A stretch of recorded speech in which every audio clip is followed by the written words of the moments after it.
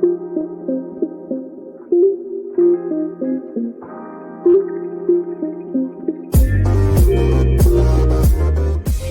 to the Roy Rundown, a podcast designed to share insights and secrets from top experts in the college sports landscape, guiding you along your own path to success. Join us in real time as we build Roy, dive into the latest NIL trends, and uncover stories from the movers and shakers in the sports business space. You'll hear from an all-star lineup of guests, including athletes, coaches, agents, fans, athletic administrators, and more. Whether you're a student athlete, passionate fan, or anyone in between, this is your go-to resource for leveling up in the new age of college sports.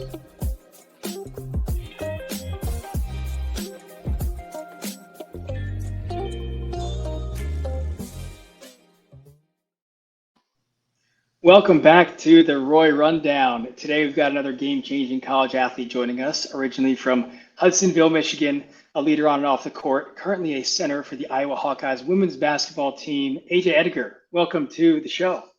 Thanks for having me. Of course, it's great to have you here. We're gonna dive into many things about your recruiting, your career, what your aspirations are after the game. But I'll give you the stage here to tell the audience a little bit about maybe your upbringing. I know you had a little bit different upbringing than most. I believe you grew up around a lot of animals. So let's just start with that, and then we'll take it from there. Yeah, so I am the youngest of four girls, so I'm the baby. And I do think maybe the babies in the families are spoiled just a little bit.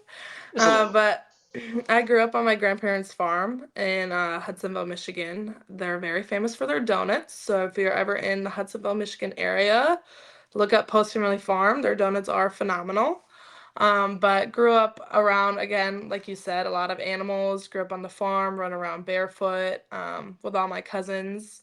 I was homeschooled as well up until my freshman year of high school, along with also four other of my cousins. So we were just running rampant around the farm growing up, on the loose constantly. But horses, pigs, cows, like you name it, we had it on the farm.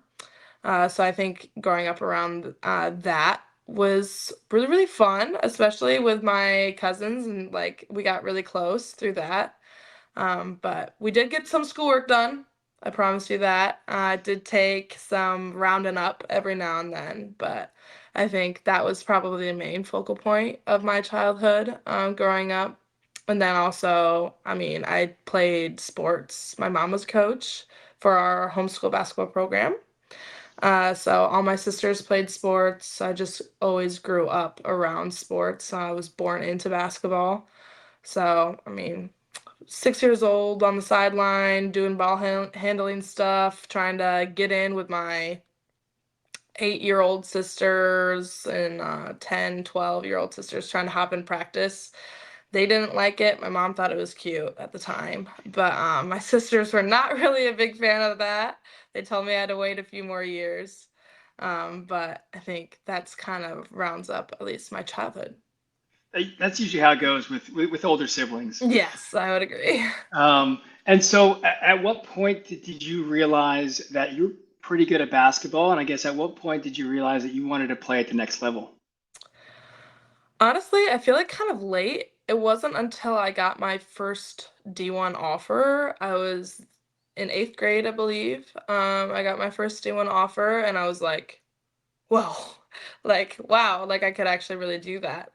But I think, yeah, 8th grade. And I knew that I was pretty good growing up. It's you can tell in basketball when you're pretty good. It's you get told by your family, as much as my sisters like to humble me, make sure I was, not getting too big of a head. But I really was not until I got my first offer. And even then I was still kind of questioning it, like, ooh, like, I don't know if I'm good enough for that. But I had some coaches that were very encouraging, helped me out a lot. 8th grade is pretty rare to have your first offer in 8th grade. So obviously you knew you were pretty good. And then so take me through, I guess, the next couple of years into high school, and the recruiting process continues. And ultimately, I want to hear why you selected Iowa. Mhm. And word has it that your high school mascot, I believe, was a Hawkeye as well. Was that always meant to be? Is that true? Yeah, we were the Hamilton Hawkeyes. Same Okay. color scheme.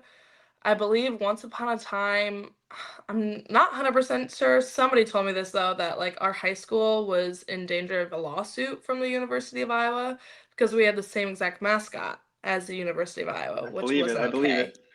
So, not 100% sure, but that might have happened.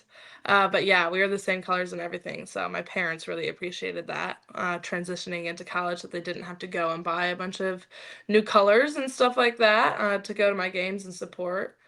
But yeah, that is true. They said that your high school could keep the mascot as long as you committed there, right? Yeah, pretty much. Yeah. Yeah.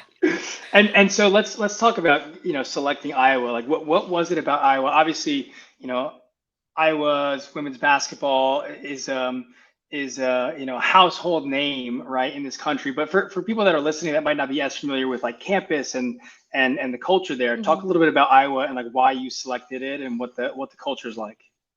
Yeah, so I mean, I don't have any family members that went D1. My mom and some of my aunts played at a D3 level, which looks a lot different than D1. So we were all kind of like new to the whole scene and how the recruiting process worked, how college like unofficial and official visits and everything like that worked. So it was a little bit of a shock to the system, trying to figure it all out. But I think Iowa, like the coaching staff they have here, they've been working together, majority of them for over 20 years. So just knowing that like even if I may have been feeling overwhelmed and felt like I didn't know like what I was doing, they knew what they were doing. They always did. And they're very good at making sure that my family felt like I was going to be taken care of, and I felt like I was going to be taken care of. So I think overall, just the culture that the coaching staff here at the University of Iowa has made sure to build is phenomenal. And I don't think there's really anything anywhere else like it, at least in the places that I visited. So I think that was a really big um, seller for me, I guess, was the coaching staff for sure. Because I mean, you spend a lot of time around them, so having a coaching staff that you know is trying to recruit people that not only are like phenomenal at basketball, but phenomenal human beings as well. Um, I think that was a really big part for me for sure. Yeah, and let's talk about getting onto campus now. I want to talk about two things in specific. First is as soon as you get there early on, and we talked about this a little bit before, I want to talk about your role, right? Because obviously you said you got your first offer in eighth grade, and then you go the next 4 years where you everything's going through you. You're the top scorer. You're getting the ball, and then you become a freshman at an elite level of college basketball, and your role kind of changes a bit. So talk about that. Mhm. I think it's definitely a shock to the system, and I know I mean everyone goes through it. Like there's very, very rare cases where you don't go through it. Example A, Caitlin Clark. But I mean, once in a lifetime basketball player, like insane. Um, but I think it takes a lot more of a mental toll on you than you think it will, going into it. But I mean, it was rough. It was hard for sure. It's not easy. I'm not gonna lie to you and say it's easy or that it's fun. But I think it took me a couple years until I was able to transition into a different mindset of realizing that like just because I'm not contributing on the court doesn't mean there aren't other ways that I can contribute. So finding my footing in a different way. I mean, my whole life, like that was my role, was to be like one of the top scorers, one of the leaders on the court. So trying to transition into a different role was hard. But I mean, I had teammates around me that really helped out. We have sports psychologists on hand, which we're very lucky and fortunate to have them. So I think just being able to recognize that like what I'm feeling is hard to manage, and being able to like reach out and find different ways to get help in that sense. And I mean, once again, everybody has gone through it. So like being able to lean on your teammates who have gone through exactly what you're going through, definitely helped me through it for sure. Yeah, and I think you touched on this earlier. Is it allowed you to find different skill sets and different ways to lead, Mm. not just by example, but whether it's communication or helping out another teammate, and not just putting the ball in the basket. It allowed you to kind of perfect your craft as a leader, which I think is phenomenal. And so the second part I want to transition to, and you can start as you just transition into Iowa, is getting around the Hawkeye Nation, right? And just the fan support, obviously, which has been tremendous over the past several years. Talk about Hawkeye Nation, talk about the fans, during the games and how much they really fuel you guys. Yeah, I'd say my first ever experience with the Hawkeye fan base was I was on an unofficial visit. I think I was probably like 15, 14, 16, somewhere around there. And we were walking downtown, and the band comes through downtown, is like marching through downtown, and there's like a bunch of, and they're like singing the fight song. There's a bunch of people like singing it with them, just like around. I was like, oh my God, like what is going on right now? And then ever since then, I mean, it's kind of the same reaction. I mean, running out for your first game and having a like packed gym, just like, oh my God, what is going on right now? And I've had a lot of those moments throughout my career as the Iowa Hawkeye. And I kind of said it earlier, but I think honestly, like the University of Iowa, for any and all of their sports teams, have some of, if not the best fan base. I mean, we're a college town. Everybody is supporting the Hawkeyes, football games, women's basketball games, men's basketball games. Like you just know there's always going to be a turnout, and you can always count on having fans to like be there to support you. I know you just told that story about being downtown and seeing the marching band, but I know you love interactions with fans. Is there a certain time that comes to mind that like was just game changing for you, or you got to interact with the fan, or maybe someone stopped you, after a game or on campus, or in Iowa City, that you just got to interact with a fan that you have never met before? Yeah, I'd say it was probably my sophomore, either last year or my sophomore year. And like, honestly, like, usually I'm the one like taking pictures for people, like with my teammates. And like, I'm fine with that. Honestly, I really was.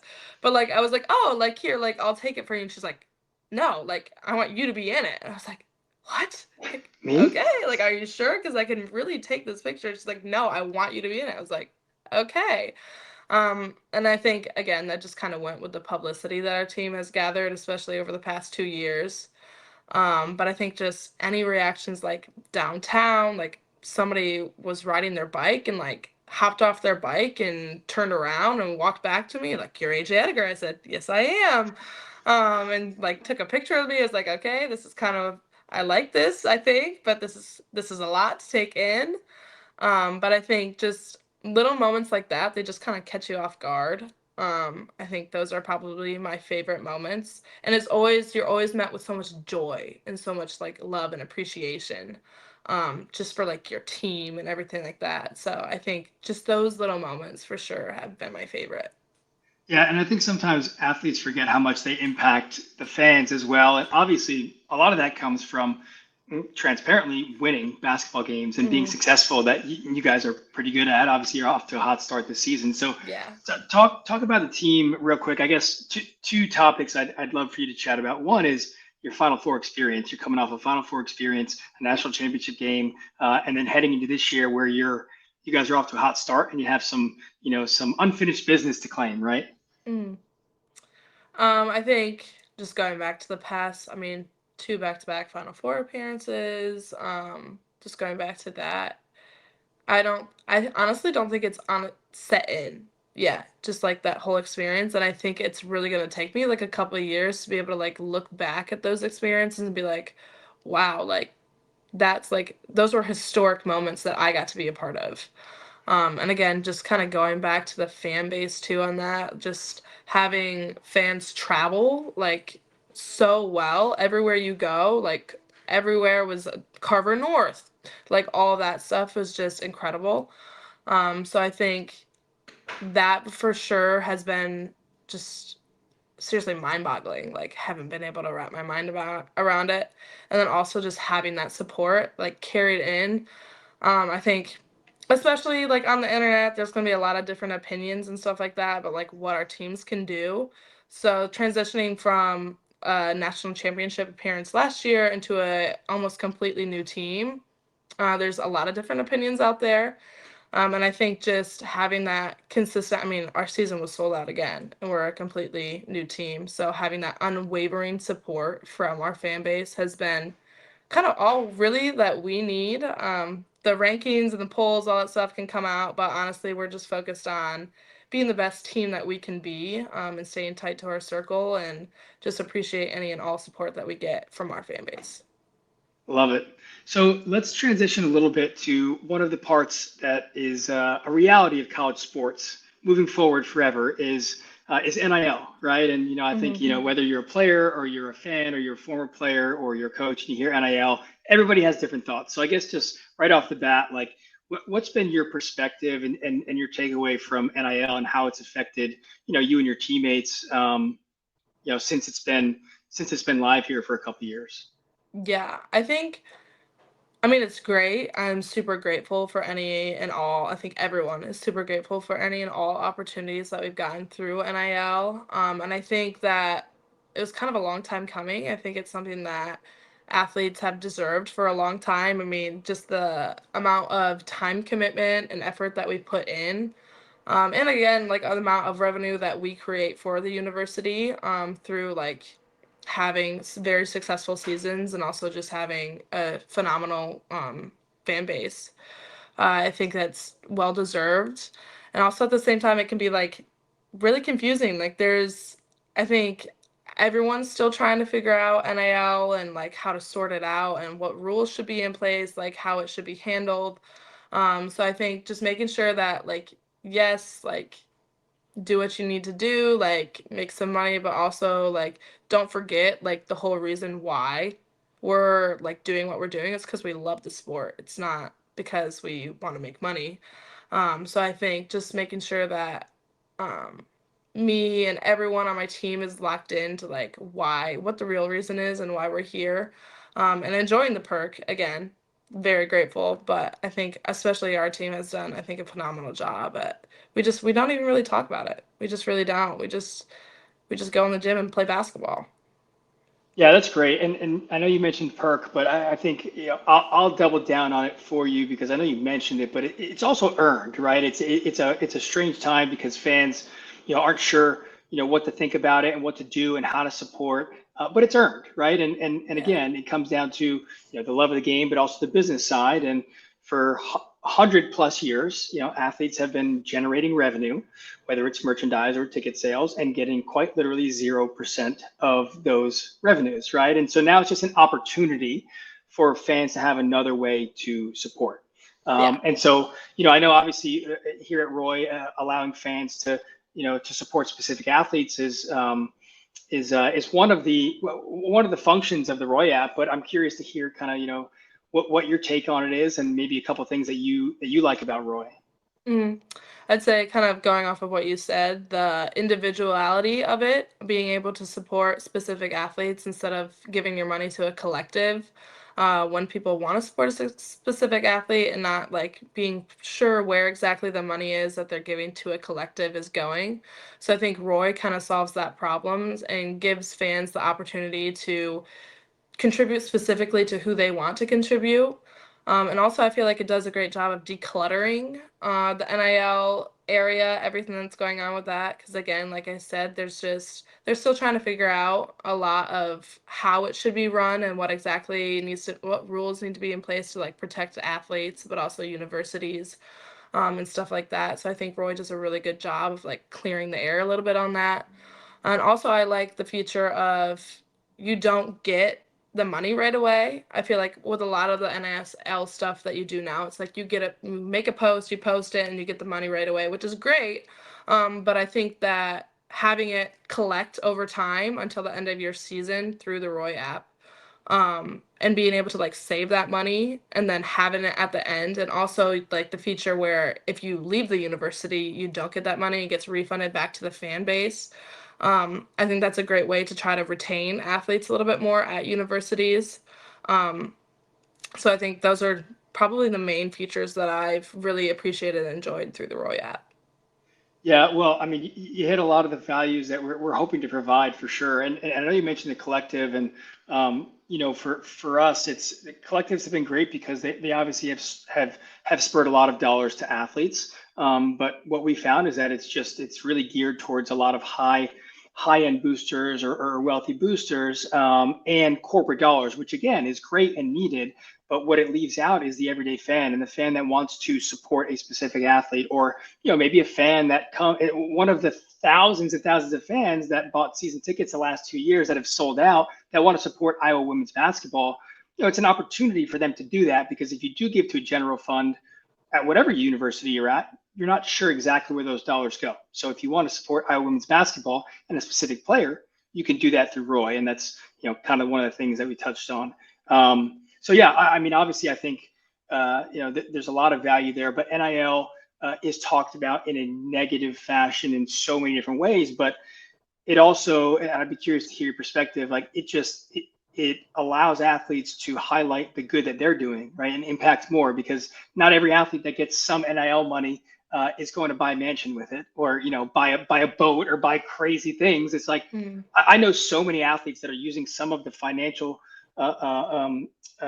gains they're making to give back, whether it's a charity or an organization, whatever. Have you experienced some of that similar stuff with you and your teammates?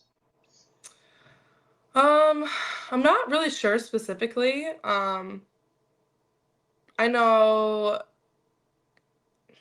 yeah, I don't know any of my teammates specifically. I know that former teammates have done like started organizations Yeah. and stuff like that for at-risk youth and youth in the community. But again, like our team really does not talk about NAL within like our locker room. I think that's something that really helps us keep a very like clean and knit together environment and culture. It's just really not something that we focus on, or it's not ever really a topic of conversation within our team. So I'm sure that I do have athletes that are doing really cool stuff like that on my team. But again, we just really do not talk about that topic in our locker room.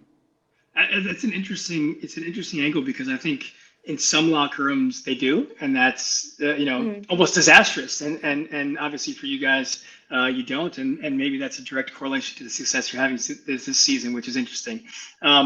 Well, let's shift topics here as we start to wrap up. I want to talk about, because a lot of people know Iowa women's basketball and AJ on the court, and that you're pretty good at basketball. But what about AJ off the court? I know you're involved with a lot of social justice programs on campus, and you have the executive of diversity inclusion there, on campus. But talk about that a little bit, and maybe some of the things you do off the court.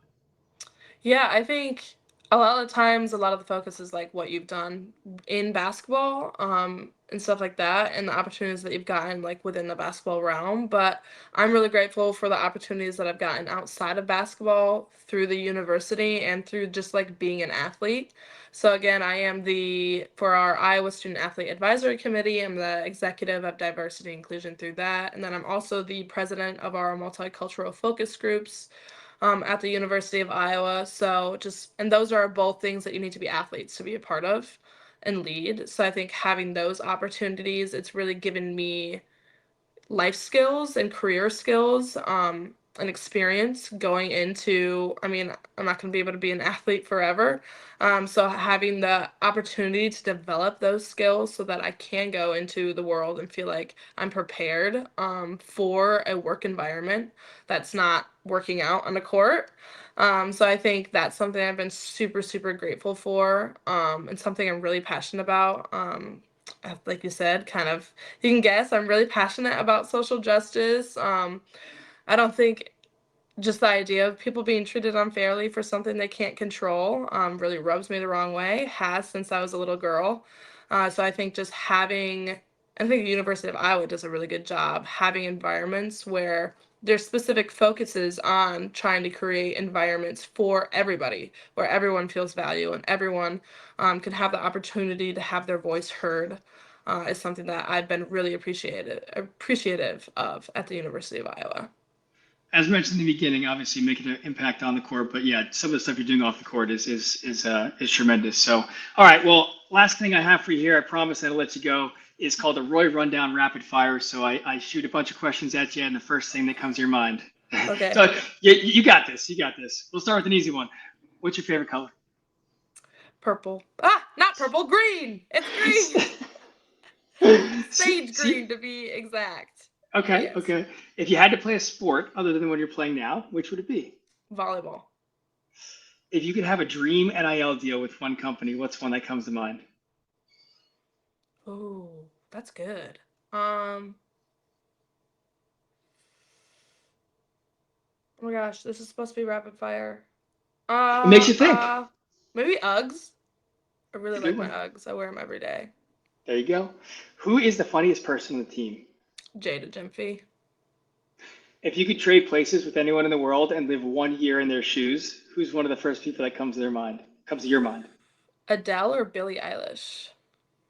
What's one of your biggest strengths? Empathy. Who is one of the first people to really believe in you? My mom. What's one of your biggest fears? Ooh, getting lost. Never being able to find my way back. And last one here, what's one piece of advice you would give to your younger self, maybe 5 or 10 years ago? I'd say fear of embarrassment is the killer of potential and success. Ooh, I'm going to go back and write that one down. That's a great one. That's awesome. That's awesome. Well, AJ, I appreciate you taking the time out. I know you got a busy schedule. We're all huge fans over here at Roy, and we've loved following you girls this season, and we know there's a lot of success coming to you. So thanks again for being on, and we'll hopefully see you on the court soon. Yeah, thanks for having me. It's been fun.